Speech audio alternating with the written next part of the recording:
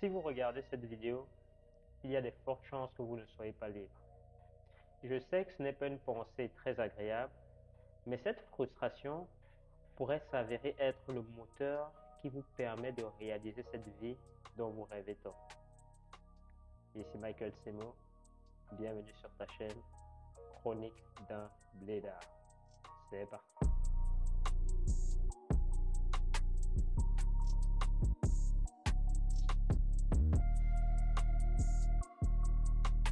Aujourd'hui, nous allons parler d'un sujet qui va faire grincer des dents.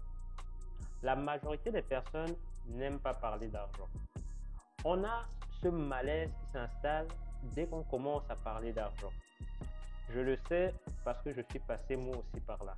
Mais la réalité, c'est que si on n'aime pas parler d'argent, c'est parce que ça évoque de l'anxiété en nous. Pourquoi? Parce qu'on n'en a tout simplement pas assez. Et c'est là qu'on voit l'envie apparaître. On envie ceux qui en ont. Vous devez aborder ce sujet avec de la sincérité. Car si vous vous braquez et vous défilez, afin de vous rassurer sur votre situation, dans des arguments faciles comme quoi l'argent n'est pas important, vous ne servez ni votre cause ni celle de vos proches. Et surtout, vous privez vos proches des bienfaits et des bénéfices que l'argent pourrait leur apporter. Et j'en viens tout naturellement au sujet du jour. Au travers de ma profession, je rencontre énormément de personnes qui souffrent, non pas parce qu'elles sont malades, mais parce qu'elles sont pauvres. L'exemple typique sont des personnes qui ne supportent pas leur travail pour des problèmes de santé ou tout simplement parce qu'elles sont en conflit avec leurs employeurs ou leurs collègues. Elles ne peuvent cependant pas se permettre d'arrêter de travailler. Ces personnes-là vivent dans la hantise de perdre leur travail avec un état de stress qui se répercute dans leur vie privée et qui aboutit parfois sur des tragédies.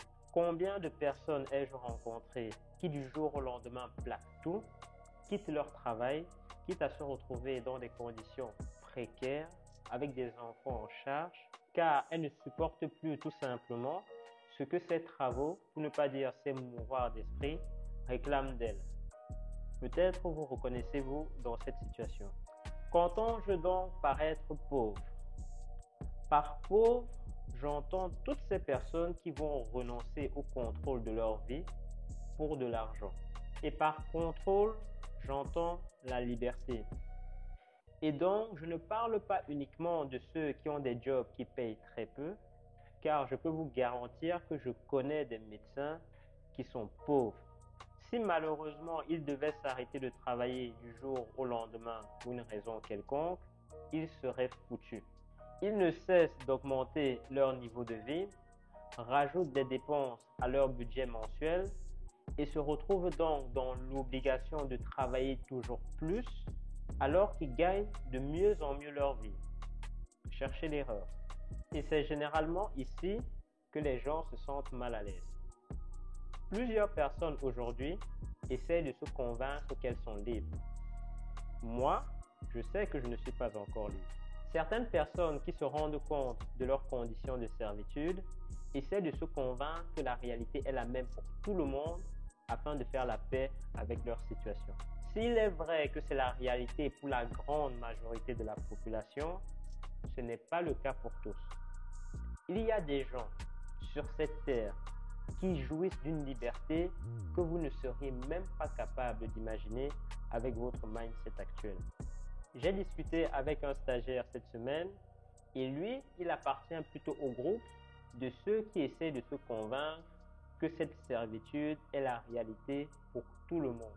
Il essayait de m'expliquer que la liberté est une notion tout à fait subjective et que lui, il est libre à sa façon. Je lui ai juste montré la définition de la liberté dans le dictionnaire. La liberté n'est pas une notion ambiguë. Soit on est libre, soit on ne l'est pas. Et quelque part, c'est drôle de voir comment on condamne l'esclavage du XVIIIe siècle et on encourage pourtant celle à bien plus grande échelle du XXIe siècle. Aujourd'hui, la quasi-totalité de la population mondiale est privée de vivre sa vie comme elle le souhaite, de disposer de son temps comme bon lui semble. Et c'est ici que entre en jeu l'argent. S'il est vrai que l'argent ne résoudra pas tous vos problèmes, il peut vous accorder la liberté. Je connais énormément de personnes qui sont piégées dans des vies angoissantes, déprimantes et qui pourraient en sortir si on leur donnait simplement 100 000 euros. Cette somme serait une bouffée d'oxygène dans un état d'asphyxie permanent qu'elles subissent jour après jour. Elles pourraient oser quitter ce travail qui les rend si misérables, quitter ce logement insalubre qui rend leurs enfants malades, quitter ce quartier mal fréquenté qui met leur sécurité, celle de leur famille et leur avenir en danger. Il y a des choses, des dégâts que la pauvreté provoque et que j'observe dans ma profession, mais dont je ne pourrais pas parler sur cette chaîne, mais je peux vous garantir que c'est un fléau plus mortel que toutes les maladies que vous pouvez imaginer. L'argent m'a déjà apporté tellement de liberté et rendu ainsi ma vie beaucoup plus agréable.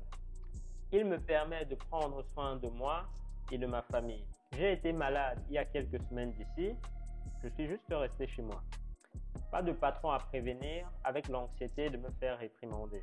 Pas de stress à me demander si en manquant quelques jours de travail, je saurais payer toutes mes factures du mois.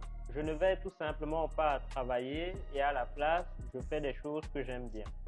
Lorsqu'on ne sait pas s'offrir la liberté, on essaye d'étoffer sa vie de symboles de cette liberté. Des maisons achetées à crédit, des articles de luxe comme des voitures achetées bien sûr à crédit, des sacs, des gadgets, tout ceci pour faire croire aux autres qu'on est libre et pire, pour se le faire croire à soi-même.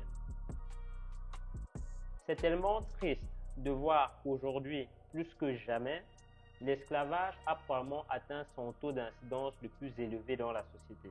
Je pense sincèrement qu'avoir suffisamment d'argent pour ne pas être à la merci d'une société ou d'individus qui n'hésiteront pas à profiter de notre vulnérabilité devrait être une priorité pour tout un chacun. Je m'adresse ici spécialement aux hommes. Quoi qu'on dise, ça reste notre devoir de subvenir aux besoins et de garantir la sécurité de notre famille. Gardons nos proches à l'abri du besoin. D'ici là, see you at the top.